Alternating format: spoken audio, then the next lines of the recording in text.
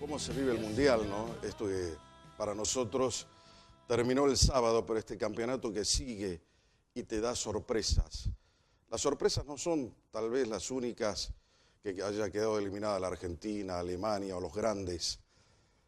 Las sorpresas más importantes son aquellas de las que podemos aprender algo. Vos fíjate que ayer, lo comentaba esta mañana en radio, el mejor partido del Mundial fue Bélgica-Japón. Eso no es solamente para mirarlo, pasar el rato, divertirnos con un juego estupendo como es el fútbol, sino también para aprender algo. Tenemos que ser observadores de esa realidad que nos sorprende día a día y cómo podemos aprender de ellos. Iba perdiendo Japón, ganando Japón 2-0, perdía Bélgica. Pero se había visto claramente que había una diferencia futbolística a favor de Bélgica. ¿Qué hicieron los belgas? ¿Se quedaron con el 2-0? No. Buscaron darle pelea. Buscaron no levantar los brazos. No había a nadie agachado, meditabundo, a nadie enfurecido gritando al costado de la cancha. No había gestos de desesperación. Había un equipo perfectamente consolidado y armado que buscó no solamente igualar, sino que hasta el último instante buscó la victoria. Y en el último instante, en el último round, terminó ganando la batalla, o sea, ganando el partido. ¿Quién hizo eso? Bélgica. Pero por el otro lado, los japoneses, que en algún momento se habían visto disminuidos futbolísticamente, tampoco bajaron los brazos y se vio un equipo sólido, armado, con una disciplina férrea. Y eso es lo que hay que aprender. Nosotros no tenemos noción de equipo ni de país, ni de ciudad, ni de provincia. Nos está faltando eso, consolidarnos, a pesar que en poco tiempo más vamos a estar festejando otro 9 de julio, conmemorando el de 1816. En la medida en que no aprendamos de la gente que puede enseñarnos algo, seguiremos a la deriva. Tenemos que elegir qué país queremos, qué provincia queremos y cómo sustentamos ese sueño de ser lo que alguna vez aspiramos ser. Los japoneses, después de la derrota, no salieron enfurecidos. Limpiaron todo el lugar donde estaban albergados en su concentración y dejaron además un cartel que decía gracias. Un gesto que con ese gesto te están mostrando lo que es la cultura, lo que es el conocimiento y lo que es tener personalidad para mostrarla al mundo. Para mí fue toda una lección de vida lo que pasó en ese partido ayer. Pero volviendo a lo que también debe ocuparnos, en la noche de hoy vamos a estar planteando el tema salud, una cuestión central, toda vez que le exigimos al Estado que como ciudadanos debe darnos seguridad, justicia, educación y salud. ¿Cómo deberíamos entender la salud? Me parece que a esta altura del partido es reiterativo decirlo, pero no importa. Vale la pena que por lo menos hagamos el ejercicio de recordarlo. En esa famosa cadena de la salud está el Estado, que debe brindar obviamente toda la infraestructura necesaria para que nosotros como ciudadanos podamos tener una accesibilidad rápida y eficiente al sistema de salud. En el segundo eslabón de esa cadena está el cuerpo médico, el profesional, el galeno, que debe aportar su ciencia, su arte y su sacerdocio para que el acto médico al que se le ha confiado la salud del paciente sea exitoso. Y finalmente, en forma pasiva, está el paciente, que acude al servicio de salud y que debe encontrar el médico y la forma como aliviar sus males. De eso vamos a estar hablando en la noche de hoy y sobre todo rescatando la opinión de personas que tienen que ver porque son hacedores de la salud, porque les toca comandar centros de salud y sistemas de salud. Esa es la propuesta de La Huella en la noche de hoy. Por eso bienvenidos a la realidad. La noche de hoy, como te lo había advertido en la presentación, me acompaña el ministro de Salud Pública de la provincia, el doctor Roque Mascarello. Está también el doctor Carlos Moreno, que es gerente del Hospital Público Materno Infantil, y el doctor Daniel Romero, gerente del Hospital Público Papa Francisco. Les doy la bienvenida a los tres. Buenas noches, Jorge. Bien, buenas noches. Hay tantas cosas para hablar del sistema de salud que podríamos quedarnos Todo el 20 día. horas, ¿no? Sí, Hasta sí, que termine el tranquilamente. mundial. ¿Cómo se ve hoy? ¿Cuál es el examen que se hace? Teniendo en cuenta que Urtubey va a terminar su tercer mandato, le falta 1 año y medio para dejar el gobierno. ¿Cómo ha proliferado la acción de salud en beneficio del ciudadano? ¿Cómo la accesibilidad al sistema de salud, algo que yo hacía mención hace un momento? ¿Podemos acudir la gente que paga sus impuestos y el que no lo hace también a un sistema de salud que cada día es más eficiente o tiene problemas, inconvenientes? ¿Cómo se ve hoy, después de ese tiempo que ha transcurrido de gobierno? Yo creo que Salta tiene una larga historia en términos sanitarios desde los últimos 40 años. Salta adoptó como política de Estado la estrategia de atención primaria. Esto lo definieron todos los países del mundo en una reunión en un remoto lugar de la Rusia, en Siberia, donde se estableció como política para todo el mundo utilizar la estrategia de atención primaria. Fueron pocos los países que tomaron esta estrategia y pocos los que la sostuvieron en el tiempo. Salta tiene el orgullo de haberlo sostenido a lo largo de estos 40 años que se cumplen precisamente, de permanecer con esa estrategia de atención primaria. ¿Qué es lo que busca? Darle equidad al sistema, ordenar un sistema por complejidad creciente, de manera tal de que existan servicios que tienen menor complejidad, que tienen una referencia a un servicio de mayor complejidad y ese a su vez a los hospitales de referencia o de cabecera. Pero que además tenga establecido un territorio donde tiene la responsabilidad de la atención de la salud y tiene una población referenciada. Digo, ese esquema vinculado con la atención primaria, hoy pareciera ser como que hay un resurgir. ¿Por qué lo digo que hay como un resurgir? Porque nació a partir de el pretender instrumentar la cobertura universal de salud, adopta precisamente esta estrategia, la de atención primaria, como eje sobre el cual cabalga el proyecto de cobertura universal de salud. ¿Cómo nos encuentra en Salta? Y nos encuentra precisamente con esa historia de 40 años de sostener en el tiempo, con los más y los menos a lo largo de todos esos años, pero nunca se dejó de lado la estrategia de atención primaria como definición política. Y a partir de ahí vamos creciendo y hoy el sistema es absolutamente abierto, es absolutamente permeable para la atención de cualquier ciudadano que habite en este suelo, bajo esta modalidad, bajo esta estrategia. ¿Y los niveles de eficiencia? Los niveles de eficiencia no son idénticos en todos, hay algunos que tienen mayor eficiencia, mayor eficacia y otros no tanto, porque eso está vinculado con la formación del recurso humano en la conducción de los servicios de salud. Yo uso una frase que puede resultar burda, pero que refleja claramente. Nosotros tenemos que salir de la impresión 5 dígitos, del más o menos, para pasar a transformarnos en actores con datos objetivos. Cuando yo digo de que no requiero profesionales, lo tengo que fundar a esa mi opinión. ¿Cómo no requiero profesionales? Estoy poniendo como un ejemplo. Sí. Digo, cuando digo necesito más enfermeros, necesito más profesionales, tiene que estar objetivado. Y en ese proceso nosotros hemos dado un salto cualitativo en este último tiempo para culminar lo que hemos diseñado en estos 10 años de gestión del gobernador Urtubey, en lo que hemos definido la política sanitaria para la provincia.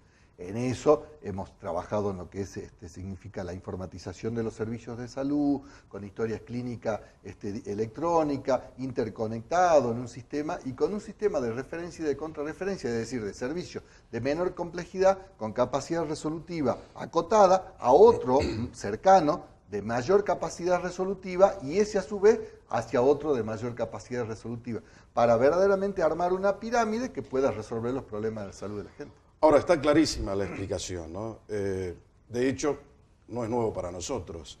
Siempre se habla del nivel primario de atención a la salud, que cuando a mí me duele algo, lo primero que hago me voy a la sala de mi barrio, consulto al médico y el médico, una vez de hacer la evaluación de cuál es el cuadro clínico que me afecta, me atenderá ahí, resolverá el problema mío ahí, me derivará a un centro de complejidad media o directamente a uno de alta complejidad, como puede ser un hospital cabecera. ¿Estamos? Correcto. Ahí taparon.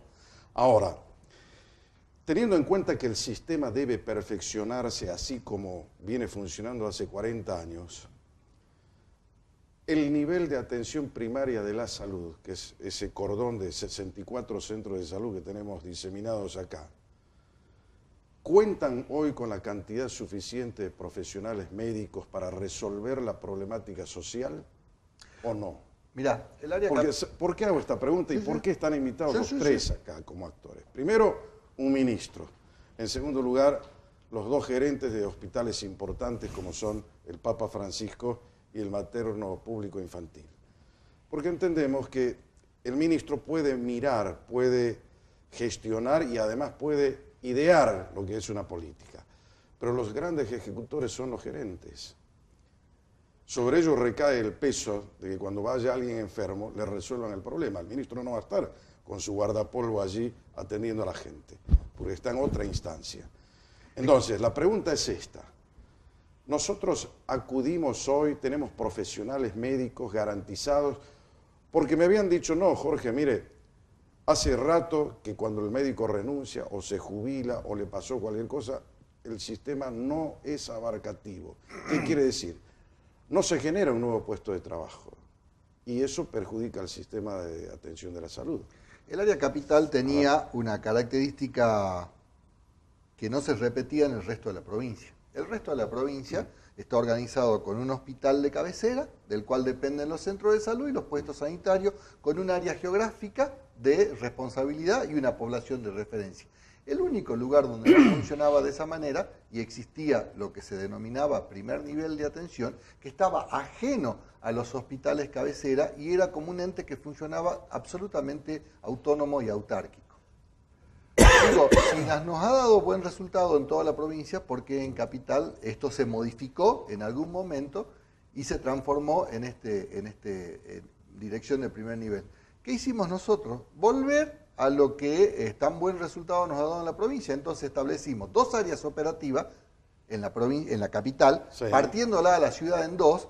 Los centros de salud de la zona norte dependen del Hospital Materno Infantil y los centros de salud de la zona sur dependen del Hospital Papa Francisco. ¿Qué significa eso? Que la responsabilidad de la organización es directa del hospital cabecera y no de alguien que no existe, que son ellos dos precisamente. Perfecto. Entonces, fantástico. Eso te permite a vos mejor organizar toda la distribución del recurso humano para precisamente hacer lo que estamos haciendo. Y un monitoreo constante. Pero absolutamente, porque hoy tiene una dependencia jerárquica directa de cada uno de ellos y los ojos de ellos tienen un interés particular, porque del buen funcionamiento de los centros de salud hará que esos dos hospitales no se sobrecarguen con la atención de la gente. Ahora, en eso se incorpora la salida de los especialistas de los hospitales a atender en los centros de salud. ¿Usted es profesor en la universidad? No. Porque es un docente que se lo están perdiendo, hay que contratar a otro. En la teoría suena fantástico, en la operatividad, en la práctica, ¿cómo lo ven ustedes que son, lo que acaba de decir el doctor Mascarello, los que ejecutan esa tarea de control en el norte, en el sur de la ciudad? ¿El que quiera hablar? Yo pienso, como en toda organización planificada, hay un factor que es el que marca diferencias, que es el factor humano. El factor humano decide o mejora o tira a veces por tierra toda una buena planificación, tanto en cualquier aspecto de esto.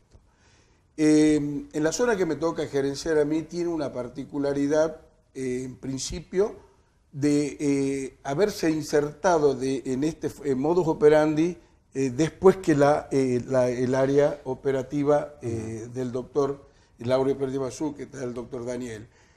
¿Por qué digo esto? Porque cuando, haciendo referencia a lo que dice el doctor Mascarello, cuando se decide esto, la primera que entró a funcionar fue el área, en su inauguración, el OPE. Otro problema que tenía esta área que gestiono yo es que no tiene como hospital cabecera un hospital general. Es un hospital puntualmente materno-infantil sin las otras especialidades generales que hacen a la atención del paciente adulto, de las enfermedades crónicas prevalentes y de todas aquellas. ¿Y qué se hace frente a ello? Supóngase va Sí. una persona, Correcto. un adulto mayor, quiere hacerse atender, usted lo derivan. El centro de salud, Ajá. como entidad primaria, lo deriva hacia el centro, hacia el nodo. Primero que nada, el centro de salud tiene profesionales, médicos generalistas y médicos de familia que tienen la capacidad y la formación de atender la patología adulta, diagnosticarla y poder hacer una derivación. En primera instancia, a los nodos que le llamamos nosotros. Ahí aparecen los nodos. Ahí claro. aparecen Sí, los señor. nodos donde en esta área tiene tres, el Castañare, el Zona Centro, la Madre y el Niño, que se llamaba, y Primavera. En estos nodos se centran una mayor cantidad de especialistas que no hace más de 30 días, en un memorándum del doctor Macarello, hace que especialistas de los hospitales salgan, especialidades no quirúrgicas, a esos nodos para atender especialidades de adultos y que de esta manera descongestionen la atención en los hospitales, en este caso en el materno infantil. Esa es, digamos, sí, la síntesis de cómo se opera. Y en este caso, partiendo puntualmente de su pregunta, y que yo hago centro en el factor humano, y ahí está el factor humano de ver su grado de compromiso, su grado de relación con la comunidad, y así poder de esa manera mejorar la atención. Sin embargo, tengo un director del directorio que es el responsable de estos 33 centros de salud, ¿no es cierto?, en lo que se puede monitorear las... Que me imagino no debe ser fácil, pero una vez No. que esté ordenado, Sí. organizado y se haga el monitoreo constante, se puede llevar a cabo una tarea eficiente. Sin ninguna duda, sin ninguna duda. Usted sabe que trabajar con recursos humanos tiene una serie de alternativas y cosas, pero que en realidad, como usted bien lo dice, con un monitoreo constante, con una supervisión, sería en el lenguaje técnico de la actividad, eso se mantiene bajo control. ¿Cuánto tiempo lleva el Papa Francisco funcionando? Y este año, en octubre, cumplimos 5 años ya desde años. la inauguración. Sí, y en el caso nuestro, como decía el doctor Moreno, el Hospital Papa Francisco, desde su inauguración, fue creado como área operativa. O sea, ya desde la inauguración se lo pensó de esa manera. Inicialmente teníamos una determinada cantidad de centros de salud a cargo, que después se modificó, y ahora, a partir de la gestión esta, se hizo esta división que explicaba ¿Qué el ministro. especialidad tiene hoy? No sé si han incorporado algo. Sí, permanentemente se han ido incorporando Ajá. en el hospital. Nosotros, como decía el doctor Moreno, sí lo entendimos. De un principio la organización fue diferente del hospital porque es hospital y centros de salud. Por lo tanto, tanto los directivos, el directorio del hospital como el personal que ingresó al hospital sabía que entraba a un área operativa. Y los centros de salud de a poco fueron adaptándose a esta realidad, de manera que hay una comunicación mucho más fluida y una organización que entiende esto de la atención primaria como la inclusión, claro, con niveles de complejidad diferentes.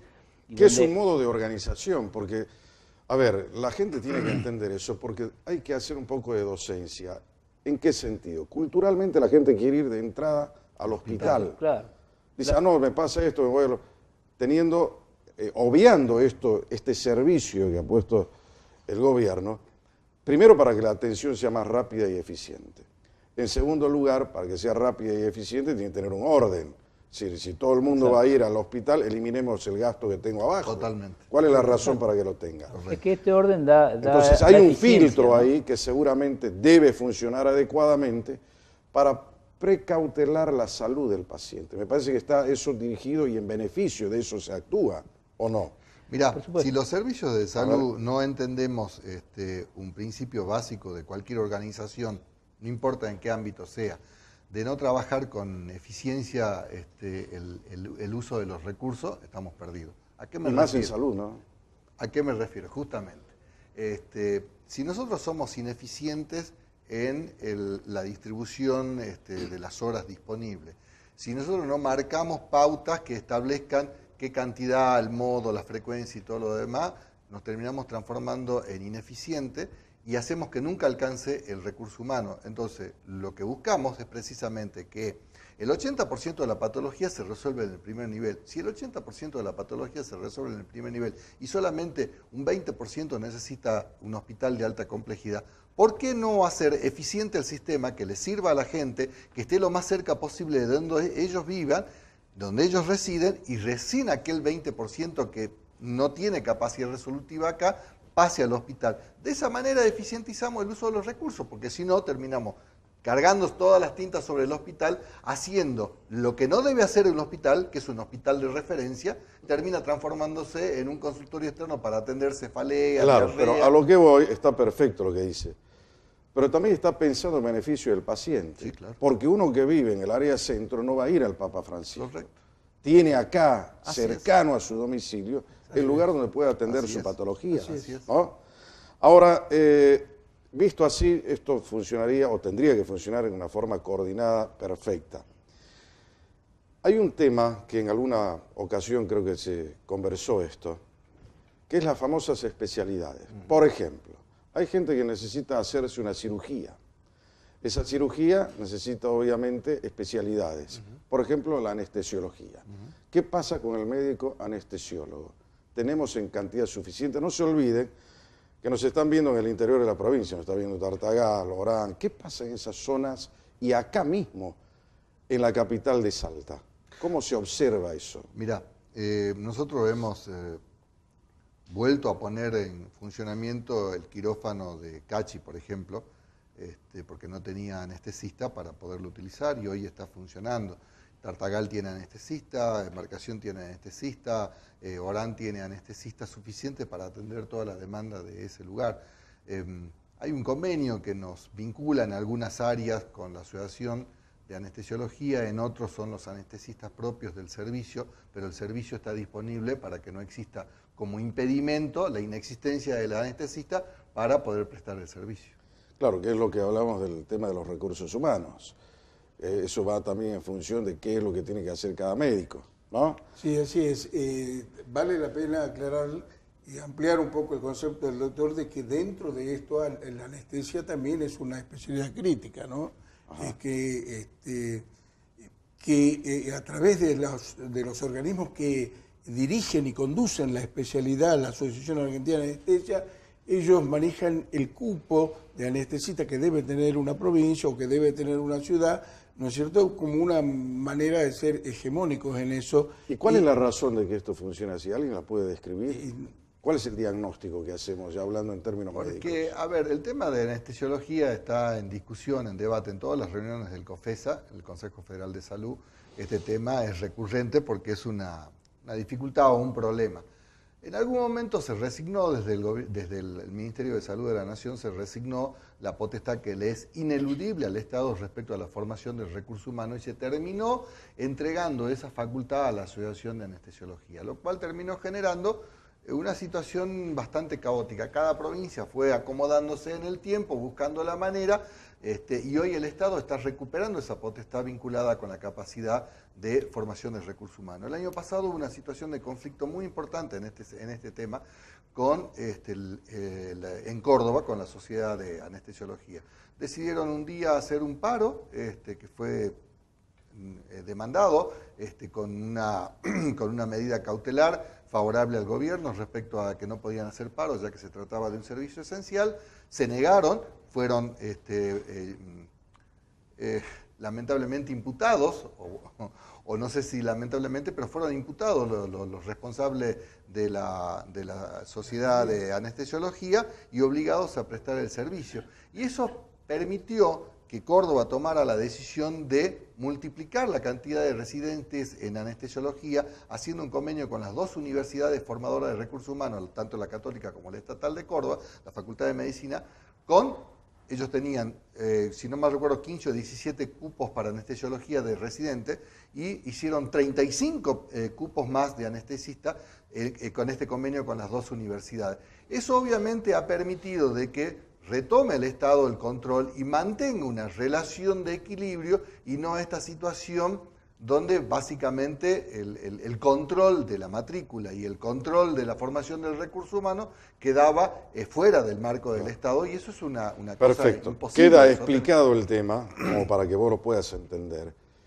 Y hay otro que tiene que ver con el médico común, el médico generalista, el médico clínico, que se quiere aplicar a un trabajo y siempre va a elegir la zona de Salta. Por ejemplo, quiero irme al materno público infantil, quiero irme a la Oñatibia, quiero irme al San Bernardo, pero no quiero ir a Orán, por ejemplo. No quiero ir a Tartagal, no quiero ir a, no sé, a cualquier otra parte inhóspita. ¿Cómo se hace para direccionar de la forma más adecuada ese recurso humano? Probablemente haya sido una de las No sé si estoy preguntando lo que es correcto. Sí, es correcto. Probablemente sea una de las medidas más antipáticas que me tocó tomar, pero convencido de lo que estábamos haciendo, lo hicimos. ¿De dónde surge? ¿Cuál es la necesidad de qué especialidades en cada lugar? De las evaluaciones que hacemos cada 6 meses en todos los hospitales de la provincia. Cada 6 meses juntamos todos los hospitales de la zona norte, de la zona sur, de la zona oeste, de la zona centro y se evalúa. Y a partir de ahí surge el requerimiento de las especialidades. Tenemos un recurso humano vinculado, formado en los hospitales públicos que son los residentes. Tomamos la decisión de que los residentes van a devolver por contrato, están obligados a devolver 1 año en el lugar que el ministerio disponga. Y así lo hicimos. Entonces, si nosotros teníamos a partir de la ¿Hubo evaluación, reticencia a la medida? fueron muy pocos casos, realmente fueron contados con los dedos de la mano, lo que plantearon algún tipo de resistencia, y dijimos, ¿es esto o es esto? Porque el contrato así lo establece, y si no, me devolvés todos los recursos que pagó el Estado en formarte a vos durante 4 años en tu residencia, se lo devolves al Estado si es que no haces lo que firmaste en un contrato. Lógico. Entonces, 101 residentes terminaron la residencia, el año pasado pasó lo mismo, este año pasó lo mismo, y esos fueron derivados al interior en su mayoría. Y en algunos casos, si de acuerdo a las necesidades, pero objetivamente, quedaban en el materno infantil o en el Hospital San Bernardo o en el Papa Francisco. Bárbaro. Estamos hablando del tema salud, todo lo que te importa a vos, conocer de cerca, con los actores principalísimos, aquellos que están ideando el sistema y que lo llevan a la práctica. La pausa. Retorno en la huella Periodismo Ciudadano, si te enganchas recién, está el ministro de Salud Pública de la provincia, el doctor Roque Mascarello, el doctor Carlos Moreno, que es gerente del Hospital Público Materno Infantil, y el doctor Daniel Romero, que es gerente del Hospital Público Papa Francisco, 2 hospitales emblemáticos de Salta. Ahora hemos recorrido ya un buen tiempo de gobierno. El año que viene vamos a tener elecciones. Todos somos ciudadanos antes de ser médicos, periodistas o ministros, ¿no? De modo que hay que hacer algunas evaluaciones, sobre todo ustedes que están en un área tan sensible como es la salud. Por ejemplo, vamos a algunas cifras que tienen que ver con estadísticas. Yo les había advertido que esto se ve en toda la provincia, por aire, por cable. ¿Cómo andamos con el tema de los índices que tiene que manejar una provincia para decir, estamos bien, estamos haciendo las cosas bien? ¿Cuál es el grado de mortalidad infantil? ¿Cuál es el grado de mortalidad de las madres? ¿Cómo está el plan vacunatorio de los niños? ¿Cómo hacemos para que en lugares clave de la provincia, donde la cultura es distinta, donde la zona es inhóspita y donde el clima es terrible, nosotros podamos llegar con la asistencia del Estado y no haya una ausencia del Estado para suplir precisamente esas situaciones? ¿Cuál es la valoración que hacemos como eso? Esto es objetivo porque es estadística, es número, y no hay chancho con 2 colas ahí. Salta arrancó hace 10 años atrás con un poco más de un 15 por 1000 de mortalidad infantil y hoy está en 10.5. Perdón. ¿Me lo puedes repetir? Arrancamos Soy medio porro en eso. A ver. Arrancamos con un 15 por 1000 de mortalidad, 15 punto y chirola de mortalidad infantil hace 10 años atrás y hoy estamos en 10.5. La media nacional es 9.6, o sea, estamos muy próximos a la media nacional. Cuando Salta se caracterizaba precisamente por estar muy lejos de la media nacional, y esto es objetivo porque están las defunciones con la cantidad de partidas de nacimiento, se divide y se saca. Claro, pero ahí hay un aditamento que no se lo puede soslayar, porque a la hora de ser verídico con el tema de las estadísticas, primero hay que saberlas interpretar. Salta tiene 155.000 kilómetros cuadrados de extensión territorial, ¿no? Y lugares realmente inhóspitos, con etnias que tienen una cultura muy distinta a la que puede sostener una persona que vive acá en el centro de Salta capital. No es lo mismo que la provincia de Buenos Aires, no es lo mismo que Córdoba, ni es lo mismo que la provincia de Santa Fe como provincia central. Por eso a nosotros nos cuesta muchísimo más estos dos indicadores que son los más duros para evaluar un sistema sanitario, como es mortalidad infantil y el de mortalidad materna. Mortalidad materna nosotros llegamos a tener un 8.4, si no mal recuerdo, por 10.000, y hoy estamos en 4.4 de mortalidad materna por 10.000. Es decir, hemos reducido casi un 40% las muertes. Y en lo que llevamos de este semestre, y lo digo con mucho orgullo, no hemos tenido ninguna muerte materna. El año pasado sucedieron 12 muertes maternas. En este año todavía, gracias a Dios, y espero que así sea, así siga. O sea que vamos bien con el tema. Lo que pasa es que los servicios, todos hemos comprendido y hemos entendido de que en la medida en que el servicio esté disponible para la gente, que estemos atentos, que sigamos al paciente, lo evaluemos, estemos encima precisamente del sistema, aún en los sectores, en esos parajes tan inhóspitos con geografía adversa en todo sentido, como puede ser el Chaco salteño, el trabajo del agente sanitario, de los médicos y los enfermeros es vital. ¿Qué hicimos? Hicimos refuerzo estival en esos lugares donde se nos morían los niñitos por diarrea, por falta de control. Entonces, o por tener mal el agua. O tener mal el agua. Entonces, ¿qué hicimos? Destinar todas las semanas equipos de salud a trabajar comunidad por comunidad. No solamente quedarme en el puesto sanitario o en el hospital, sino una por una cada una. Esa es la labor comunidad del agente sanitario. No, con médicos estamos con médicos también. Con médicos estamos yendo a cada uno de esos parajes. Eso nos permitió disminuir estos indicadores tan duros como son, teniendo en cuenta además estas características muy propias de nosotros, de Salta, vinculadas con las características étnicas, culturales y la inaccesibilidad geográfica que en muchos casos tienen en esos lugares. Seguramente el doctor Moreno, que es el gerente del público materno-infantil, hay un tema que a mí me preocupa, que son las niñas madres. ¿Qué es lo que se observa ahí en el hospital respecto de este tema? Bueno, la aparición de niñas entre 14 y 16 años como madres o como embarazadas, no ha sido algo raro. Existe y ha existido siempre la maternidad en la niña, en la mujer joven, en la niña. En el hospital tenemos casos de que últimamente una niña de 12 años que tuvo mellizos, está en su casa, y otras de 14, 15 o 16 años. No es lo habitual, es un porcentaje muy bajo en las distintas etapas de la mujer, entre 14 y 16, 16, 19 y más adelante. Es lo mínimo ocurre en esta franja etaria. ¿Se nota eso, por ejemplo, por los lugares geográficos donde está enclavado un centro de salud? Por ejemplo, el Papa Francisco en la zona sur. Sí, nosotros tenemos ahí un porcentaje, casi un 25% de adolescentes, de embarazos adolescentes en el área operativa. Tenemos una población, la población dependiente del Hospital Papa Francisco son casi 250.000 personas, y de estas tenemos más o menos un 40%, 35-40% que habita en la zona sudeste, y que es una zona donde notamos que hay mayor cantidad de necesidades básicas insatisfechas, por lo tanto, mayor riesgo, si se quiere, de salud. Escuchá esto, es importantísimo lo que está diciendo acá el doctor Romero. Y esto, bueno, uno de los indicadores, justamente, el embarazo adolescente es un indicador, al igual que la violencia que se ve en las calles, dentro de las casas. Nosotros en la consulta lo vemos a diario como una cosa muy habitual. Casos que no consultan porque sufrí violencia, consultan por un traumatismo, pero uno sabe que que hay muchos, y sí, de verdad que se ve mucho, particularmente en la guardia del hospital. El antídoto, ¿cuál es el antídoto?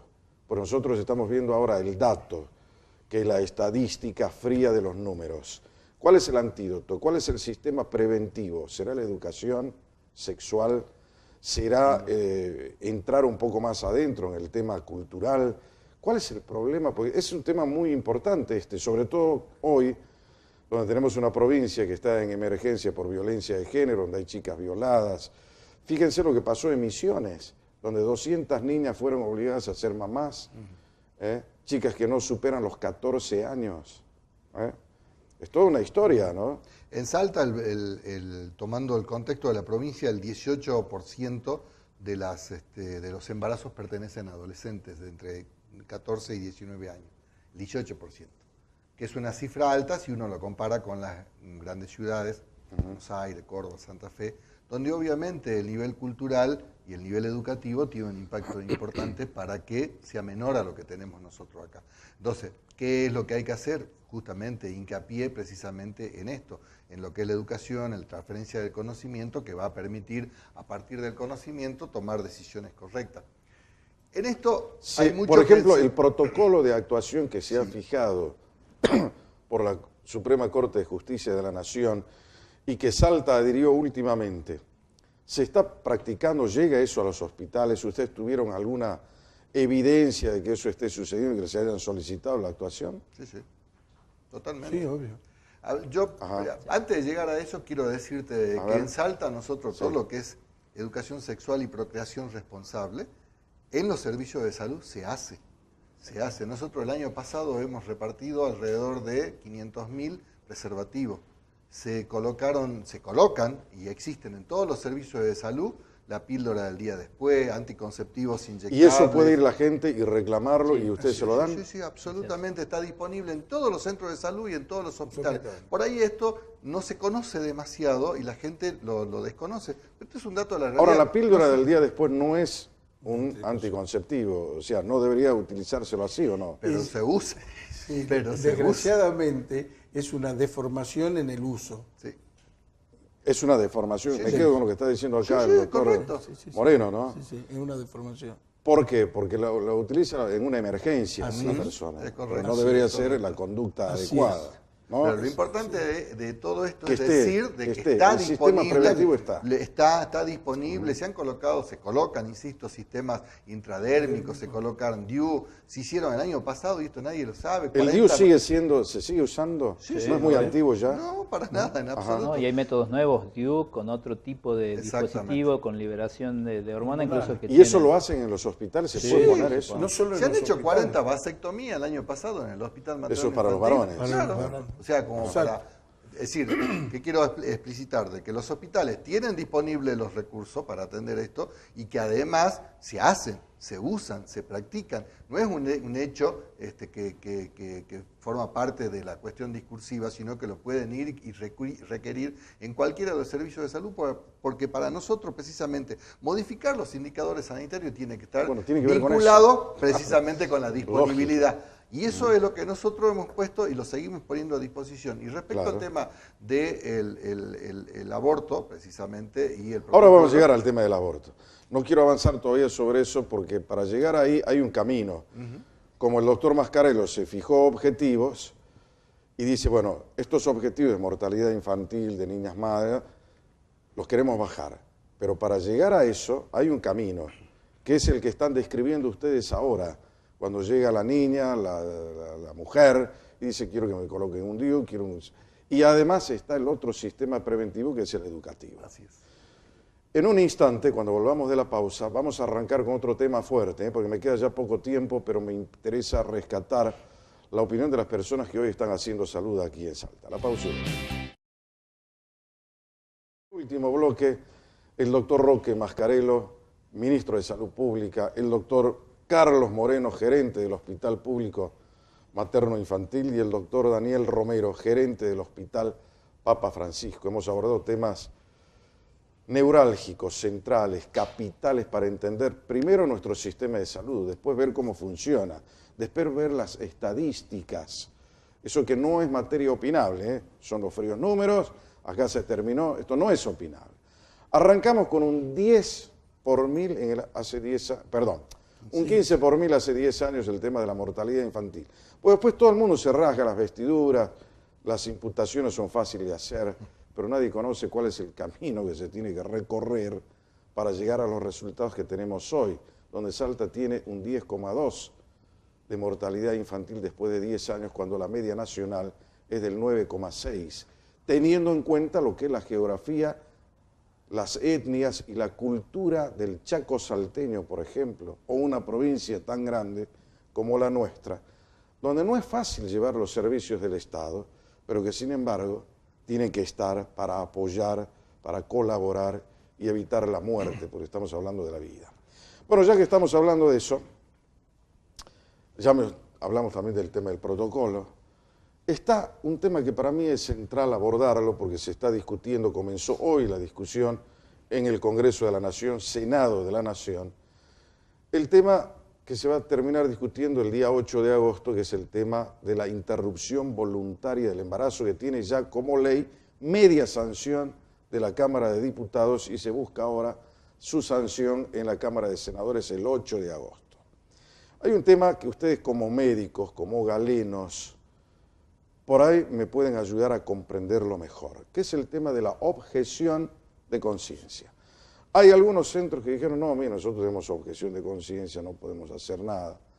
Yo puse el ejemplo en algún momento de lo que le pasaría al médico, ¿no es cierto? Supongamos que se contrata un médico que es testigo de Jehová y está en contra de la transfusión de sangre. ¿Qué va a hacer? ¿Va a dejar que se muera el paciente? Porque el Señor tiene esa religión. Cuando creo que este es un tema de salud pública. El señor gobernador de la provincia, para aquellos que no entienden la posición de Urtubey, es gobernador, no está en un confesionario ni está en una iglesia, no estamos hablando de eso. Estamos hablando de la solución que tiene que llegar para todos, el conjunto social, donde hay diversidad de opinión, de criterio y de convicciones. El que quiera arrancar, arranque. A ver, la objeción de conciencia estuvo vigente siempre en Salta, aún con el protocolo anterior, que lo sacó la provincia antes que sacara el protocolo nacional, y luego con la adhesión que hicimos hace poco más de un mes y medio, con la adhesión al protocolo nacional. La objeción de conciencia siempre estuvo presente y es una facultad que tienen un requerimiento, a requerimiento del médico, que se hace obviamente con la gerencia, es en un sobre cerrado, lo conoce solamente el gerente y de ahí no le van a sacar media palabra porque justamente estamos hablando de un tema delicado donde obviamente hay que respetar esa postura. Ahora, la objeción de conciencia lo dice claramente la ley, es objeción de conciencia personal, individual, no es institucional.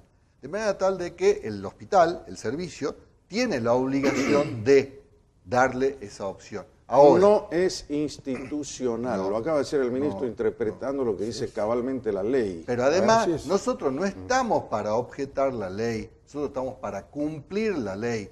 A mí me podrá gustar o no, es otra historia. Ahora, yo tengo una responsabilidad y si hay una ley en este país, yo la tengo que respetar, insisto, más allá de mis convicciones personales o mis decisiones personales, ideológicas, filosóficas, religiosas, lo que quieran. La ley se tiene que cumplir. Entonces, esta historia de que nosotros no queremos... A ver, o que como institución diga, no, nosotros acá en esta institución... Saquémonos la hipocresía del medio. Me encanta la palabra. Saquémonos la hipocresía del medio, pues ya, hagamos las cosas como corresponde.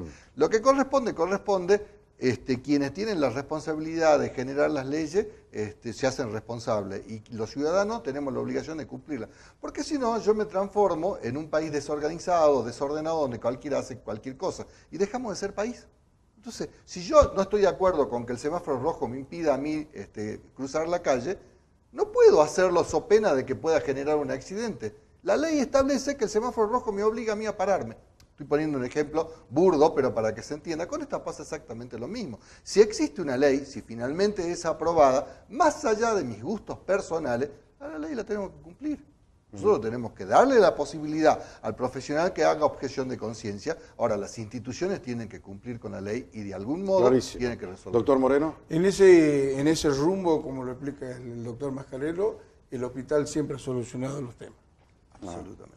Y en el Siempre. caso suyo, doctor Sí, Romero. nosotros también estamos totalmente de acuerdo en lo que dice el ministro, en que la institución como institución pública, además porque es un plus el ser parte del gobierno, no podemos objetar como institución. Más allá de que nos pese, y le aseguro que nos pesa a todos, a cada uno de quienes formamos parte de esta institución, pero tenemos que dar una respuesta y tenemos que tener una organización y una respuesta ante el momento que se nos presente alguna situación de esta. Fuera de cámara, ya cerramos el tema, me parece ya no hay que discutir más nada, la evidencia está, se ha puesto, ya no hay que discutir, hay cosas que ya no admiten más discusión. Ese es el problema argentino de querer seguir discutiendo. No, se argumentó acá, se argumentó allá, esta es la solución, listo, la adoptan o la dejan. Fuera de cámara me comentaba el doctor Mascarello hace un momento, una derivación que tuvieron de un niño, un chico que viene de Tarija, más allá del tema histórico que nos liga a Tarija, porque todo el mundo sabe que Tarija perteneció a Salta, era una de las provincias de la Intendencia de Salta del Tucumán, hasta hace no mucho tiempo, mandó sus diputados a la declaración de la independencia del año 1816, pero hoy forma parte de Bolivia. Pero sin embargo, ahí está, para mostrar la solidaridad. ¿Qué pasó, doctor Mascarello? Cuéntele así cortito a la gente. Nada, un chico de 9 años, que entiendo que fue golpeado, agredido por compañeros en el colegio, han puesto en riesgo su riñón, y es muy probable que requiera una nefrectomía, le tengan que extirpar su riñón. Ojalá que no lo sea, eso lo vamos a saber a partir de los estudios. Nos solicitaron ser derivado acá a un centro de mayor complejidad, al Hospital Materno Infantil, para que se les realicen una serie de estudios y eventualmente adoptar la conducta que corresponda. Y ese chico está siendo derivado para ser tratado y luego, en el vínculo que tenemos con Tarija, en un convenio firmado, estableceremos el modo de compensar precisamente todo lo que ocasione la atención de este niño, pero no negarle de ninguna manera la atención. O sea, lo de Jujuy no. No. Es anticonstitucional. Pero no por un capricho. No es por capricho, es anticonstitucional por donde se lo mire. Es un absurdo. Un absurdo. Señores, ha sido un placer tenerlos esta noche aquí, primero para que la gente los conozca, porque manejar un centro de salud tan importante como son los hospitales que ustedes gerencian no es una cuestión menor. Hay mucha gente que acude a buscar los servicios que están bajo su dirección. Por lo tanto, me encanta que la gente los pueda conocer. Y bueno, de hecho, al ministro que ya no hace falta presentaciones. Gracias. Gracias a vos, Fernando. Señores, acá damos por concluida la huella en el día de hoy, que es el lugar por donde vos y yo tenemos que transitar.